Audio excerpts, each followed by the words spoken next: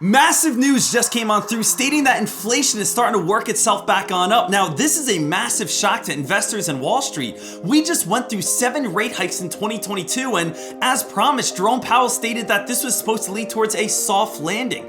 Ever since we're seeing inflation start moving itself back on up in 2023, we are getting farther away from this possible soft landing. So what's going to be happening? Are we going to be raising interest rates more than expected, longer than expected? What is the outlook going into 2023 and going into this upcoming March 22nd meeting? Well, I want to break it all down, go over everything so no one is confused whatsoever, and you have a game plan going into this March meeting. So let's head on over towards the live stream. Let's talk about this and break it down so that you know exactly how to be trading this market.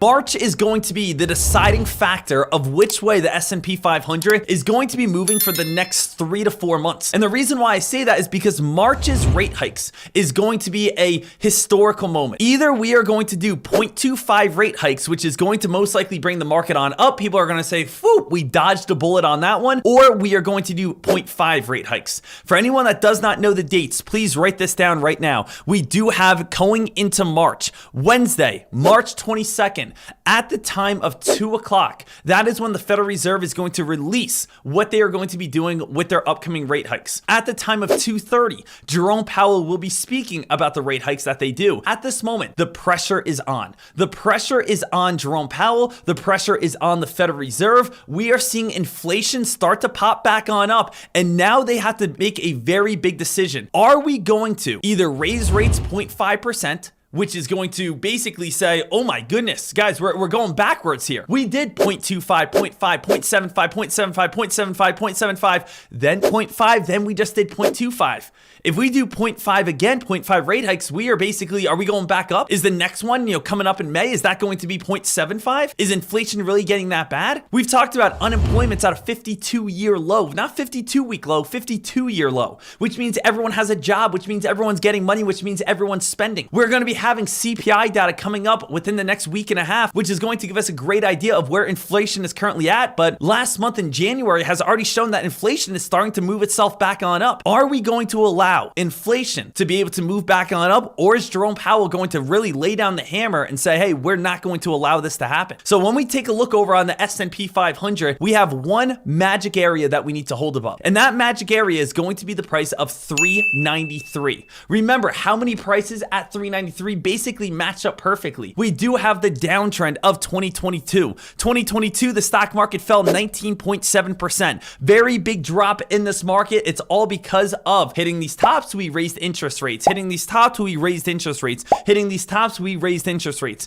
We raised interest rates all of 2022, which is why the market dropped. We are trying to slow down the economy on purpose to bring down inflation. Then, after we started finally finding a bottom, since October, probably about the last 5 to 6 months, we have been building an uptrend. And this uptrend also matches up perfectly right at this X, right at the bottom on Friday, which is right at that 393 mark. So let's just put this in a different color. Let's go with pink. So we could say 393, uptrend of 2022, in purple, downtrend of 2022, but it's funny how they match perfectly right at this bottom area. Now, we also want to be using the most popular indicators there are. And the most popular indicators we have is going to be the 50-day moving average and the 200-day moving average. Now, what's kind of so big about this is the 200-day moving average is right next to 393. The 50-day moving average is a little higher at around the 396.80 mark, but still, it's relatively close to that area. So the big thing I want everyone to really gauge about this is if you go underneath this floorboard, whoop, I think you're pretty much done with. If we go underneath 393, that means we're underneath the 50-day, we're underneath the uptrend, we're underneath the downtrend, and we're underneath the 200-day moving average. I don't know if we're going to be able to get back above this in a timely manner. Maybe after it falls and then it rallies back on up. But if Jerome Powell comes on out and he states, "Hey, you know what? 0.5 rate hikes, we got to stay aggressive. We can't again, allow inflation to work its way back on up," people are going to be fearful. Remember, we already have fear in the market. We already have inflation that's starting to creep its way back on up. People are now thinking ahead and saying, "Oh wow, is Jerome Powell going to do a 0.5 rate hike?" People are already a little cautious as well, saying to themselves,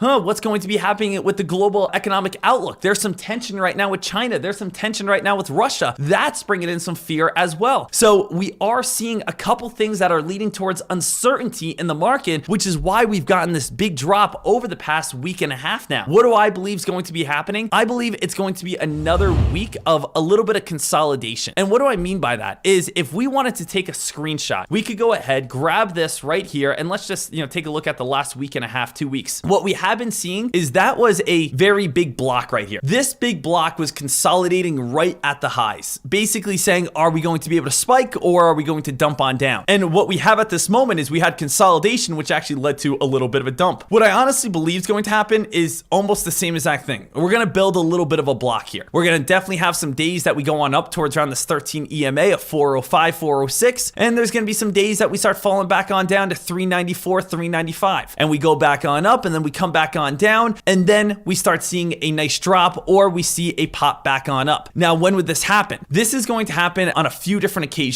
Number one, it could happen from news. Let's say we get the CPI data from January in the upcoming week and a half, and we see that CPI data is very good or very bad. Depending on what the CPI data, which is essentially telling us how inflation is currently doing and where it's currently at, we could see the market move on that day. When else can we see the market move? Well, we could just have natural movement as well. I think over the next few days are going to be slower, but if we do get a break back above 406, traders are going to get excited and we could see this run all the way up to 410 plus. And if we do, let's say, go back down to 394, 393, people are going to get excited and we possibly could see a crack. Really, the most boring area is going to be when you sit around 400. When you are near your tough areas of resistance, that's where things are going to be the most exciting. So let's just say right here, we have our top area at 406, okay? 405, 406 area. And we have our bottom support at this moment, all the way down towards these three areas of support. And that's going to be right around that 393. The times and the days that are going to be the most active is when either you are coming up towards 406 and you're either going to get a strong rejection on down, or you're going to get a very big breakout, which is going to be awesome. Same exact thing if we have a very big red day. If we have a red day, a great day is going to be when we come on down to 393. There's going to be so much volume and attention. We're either going to get a very big crack on down,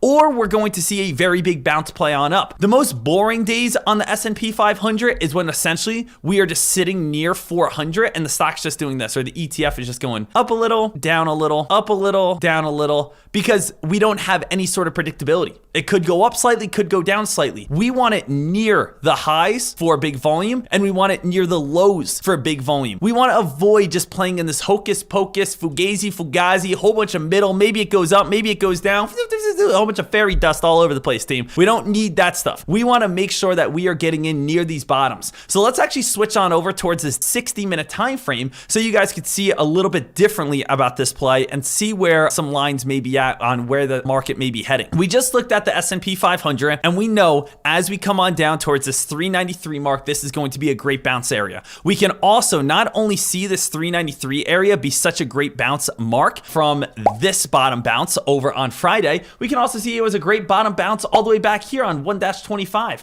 If we want to scroll on back, we could see some upper shadows as well. We could see all these bounces. So it's not just Friday. You can actually go through the past chart history pattern and be able to see where this has been at. Now, what else can I realize? What else can I see about this? The S&P 500, I can see a couple things stand out to me. I can also see that we are currently still on a downtrend. If you guys want to connect the dots right here, you can say, hey, Deck, I see that we are still on a downtrend. And if we stay underneath this downtrend area, we could start building some lower lows. Let's just turn off the indicators here for a second so you guys can see this a little bit more clearly. And you can actually see we connect the top, connect the top, connect the top, and you actually do have a wedge that's pointing down. If we drop back down to 393, maybe a bounce, we get rejected, we get into the corner of the wedge, watch for a possible sell-off, because in the corner of wedges is where we start seeing some of the biggest movement, is where we start seeing some of the biggest action. So we always want to be able to understand that. Corner of the wedge, that's where you get your spike. But notice these are building uptrends, right? When you have an uptrend, higher lows, that's where you get the spike in the corner of the wedge. If you do that in the bottom of the wedge, that's where you can actually start dumping on down. Now, let's just say, okay, I think this wedge breaks and we start moving ourselves on up. The next super strong line of resistance would be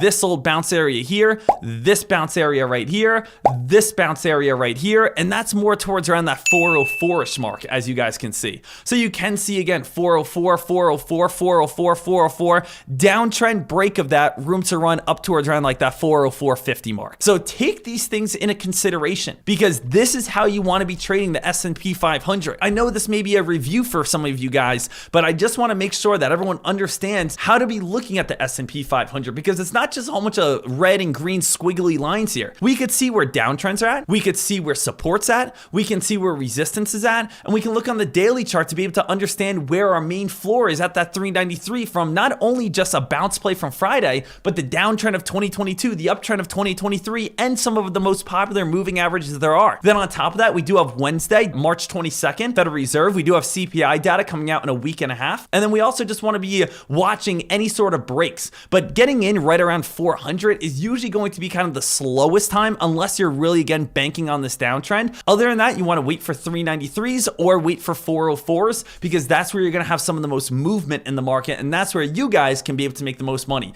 Remember, volume equals activity, activity equals profit. In other words, when stocks are moving hot, you will be able to see stocks move or a spike and drop. And when stocks are spiking and dropping, that's where you guys are going to be able to make the most profit. So make sure you guys, again, crush it. Make sure you guys take this in consideration and let's get ready for an awesome day ahead.